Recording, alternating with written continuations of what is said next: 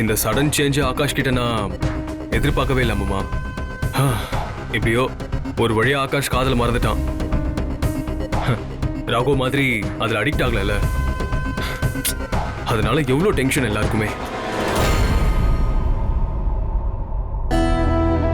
என்னாச்சு அம்மா? ஏன் திடீர்னு ஒரு மாதிரி யோசனைக்கு போயிட்டீங்க? நான் அதனா தப்பா சொல்லிட்டேனா?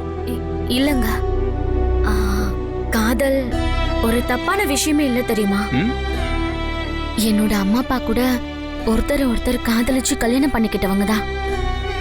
அவ்வளோ அன்போடவும் பாசத்தோடவும் எல்லா சூழ்நிலையிலயும் ஒருத்தர் விட்டு கொடுக்காம வாழ்ந்தாங்கன்னு பாட்டி எப்பவுமே சொல்லிட்டே இருப்பாங்க. புரிதலோட இருக்கிற காதல் என்ன பொறுத்த வரைக்கும் தப்பு இல்லைங்க. ஆகாஷோட காதல் விஷயத்துல நான் தலையிடாம இருந்ததுக்கு காரணம் வந்து சித்தப்பாக்கும் சித்திக்கும் அதுல சுத்தமா உடன்பாடு இல்லைங்கிறதுனாலதான்.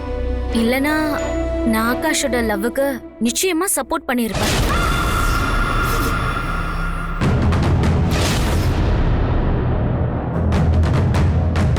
உன்னோட மொத்த சப்போர்ட்டையும் என் காதலுக்கு மட்டும் கொடு.